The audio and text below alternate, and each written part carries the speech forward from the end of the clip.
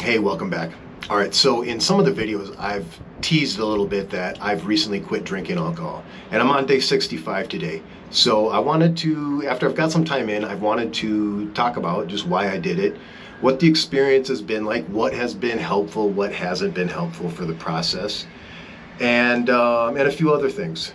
So the reason I quit drinking, and everyone's got a different reason, but it's everyone either wants to avoid their rock bottom or they are at their rock bottom. Okay, and rock bottom looks different for everyone. For me, the volume, the consumption of alcohol that I was consuming, some people would be like, oh, you didn't have a problem. Because I was only drinking once a week, usually on Saturdays, and I would go to the bar and watch the UFC and bring a book because I'm so sophisticated.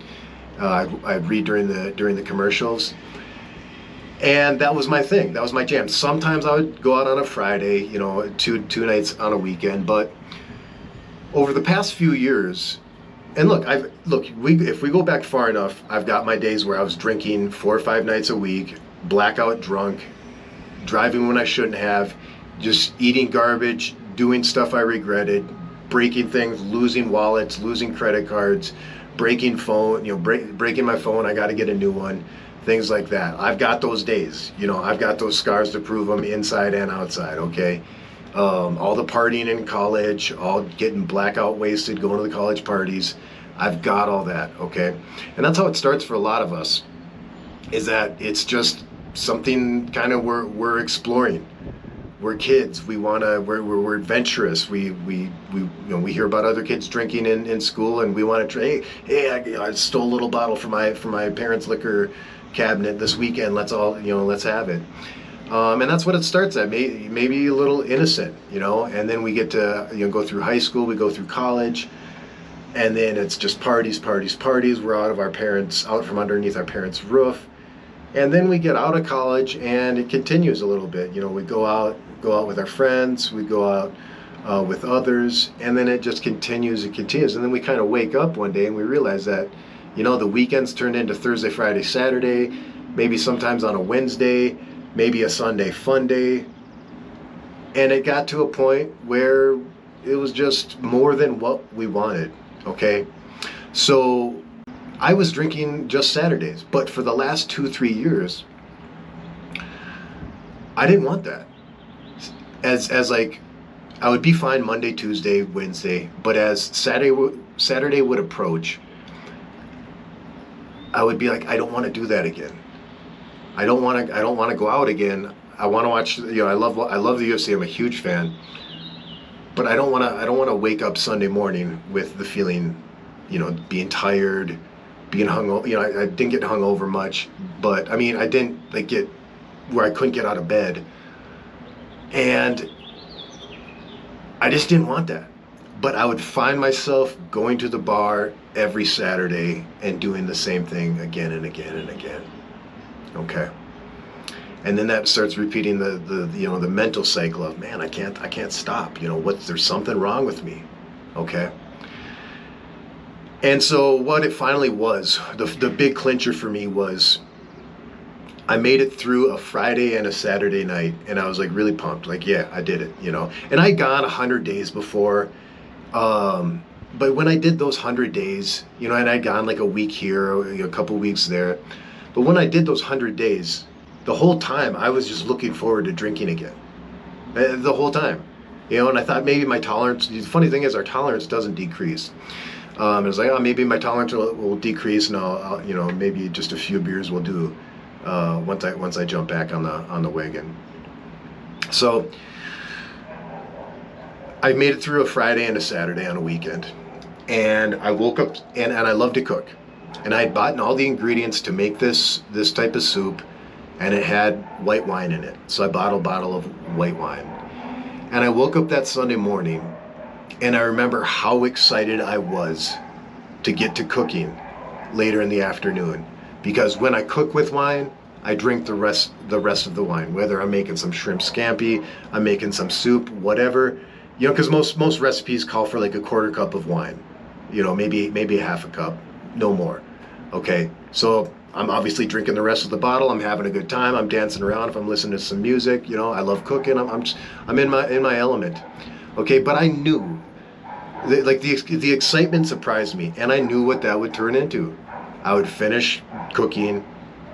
I would go to the bar. I would have a few more drinks. Maybe on the way home, I'd grab a couple more beers from the gas station. Maybe I would grab a 12-pack and bring it back. And that's exactly what happened. I cooked, I drank, I went, you know, I had some food, I went to the bar, had some more. On the way back, grabbed a couple more. And I woke up the next morning and I was like, that's it. It's done.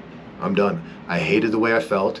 I just felt like that for way too many times, and that was it. And so we'll get to, you know, what the experience has been like. But the first thing I need to say is, when you want to change, when you want to stop doing something or start doing something, you know, something positive like working out, or stop doing something like drinking or drugs or whatever, smoking weed, it cannot be just change. The change has to also be transformational, and that is up to us. That is up to us to make it more than just a change, make it more than just writing the goals down, tracking what we eat, tracking our calories, tracking our workouts, if we're trying to go to the gym. Okay, maybe if we're trying to stop drinking, we're tracking now all the extra money that we're making because we're not spending it on booze. Okay, maybe we're tracking our thoughts, our cravings, and journaling those. Okay, it has to be your new lifestyle now. And I've talked about this before. When you want to do something and when you want it to stick, you can't just, we fool ourselves. We think if I think about it hard enough, I've write down the goals, maybe I hire a coach, I do this, I do that, and I'm going to do it this time. I'm going to do it this time. You might, okay? But until you know, and until you really tell yourself and believe and go through the actions and the heart work that this is who I am now. I no longer drink. I go to the gym 4 or 5 times a week. I eat healthy, okay? Maybe it's something, I'm doing Spanish lessons 5 times a week now because I want to learn Spanish, okay? Throw in your thing, okay?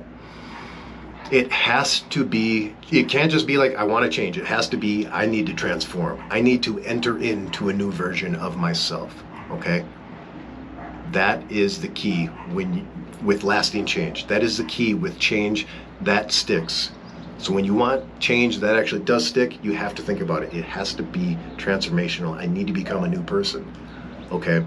So what it's been like is, because I found a program, Stop Drinking Coach podcast. I've talked about it a lot. Bardia Rez, great podcast. I ended up signing up for his program and working through the programs. And because that's what his program focuses on, is transformation, is changing the core of why did we start drinking in the first place? Why did we continue drinking? And what were we actually procrastinating against? What were we trying not to feel, not to think? Even if we just said to ourselves, I'm just taking the edge off from the day. What edge was that, okay? And was it just from the day, or is there something deeper there, okay? So working a program, working a process is absolutely critical to this. It's been absolutely critical for me, and it's actually made it kind of easier than I thought it would be, okay? I've had my cravings. I just rented an Airbnb for the weekend, and they had a welcome beer in the fridge, okay, a tall Modelo. And I was like, I'll just tuck that in back, put it in the back, near the back of the fridge so that, with my height, when I open it, I won't see it. I did that, turned around, walked away, turned right back around, opened it, grabbed the beer, and then poured it out in the sink. There's no way I'm getting through this weekend with that beer sitting in there. It's going to be on my mind. And then pouring it out, man, it smelled so good. Like that was one of the hardest moments. That really was one of the hardest moments. But the thing about what it's been like, the cravings come like a wave. They come like a wave. They crest, and then they end. The cravings last anywhere from 5 to 10 to 30, 45 minutes, maybe an hour. That's a critical piece to understanding when we're trying to stop doing something, maybe stop eating junk food, stop drinking, stop smoking weed. what we've done in the past is when we get that feeling, when we get that desire that we want this thing, is we hyper focus on that we don't have it, that we want it, and we just laser focus in on that. And it becomes like time stops. And it seems like this is never gonna pass until I have a drink, until I smoke a blunt, until I go have some chips, a burger, chicken wings, whatever it is, okay? But going into this, and what part of Bardia's program talks about, and what I've found to be true, is that the cravings come, they peak, they fade, and then they pass. And going into it with that mindset and with knowing that, and then finding out as the cravings came, peaked, and then passed, just confirming that is true over and over and over again, made it kind of simple. Not easy, but made it kind of simple. And with each craving that passes, it's like a repetition. It's like going to the gym. It's like building your muscles, okay? It gets a little bit easier, okay? That doesn't mean a year from now, 2 years from now, I'm not gonna have cravings, okay? I likely will, but they're gonna be a little bit quieter, a little bit less intense, okay? And the other thing that has worked is just thinking, I'm not saying I'm done drinking forever. I'm not saying that, but I'm not drinking today. And there's some days where I just have to wake up and say, there's no effing way I'm drinking. Not today. Not today. I don't think about tomorrow. I don't think about the next day. I don't think about next week. I don't think about next year. I'm just not drinking today. And I've done that for 65 days in a row. That's also empowering, okay? It removes the just gritting willpower. I'm done drinking. I'm never gonna drink for the rest of my life. You know, and all that future projection. That is tapping into our limited resource of willpower, okay? And so just going one day at a time. I'm not drinking today. Just let tomorrow be tomorrow. Let next week be next week. Next month be next month. Next year be next year. But today, I'm not drinking. It's as simple as that, okay? What it's been like with friends or family, my family's been super supportive. My friends, I have a great connection with my friends, and they've been supportive. I know that's not what everyone else's experience is gonna be like, okay? I moved to this city only 6 months ago, so it's not like I have buddies that I see every week that I used to go drinking with constantly, and they're like, oh, what are you doing? We gotta go out drinking. That's what we always do. You know, that there hasn't been that. So I guess you could say I had a little hack in that I moved to a new place where no one knew me and I was a new person. Okay, but other people I know in the program are having to deal with that, especially with Memorial Weekend that it is right now.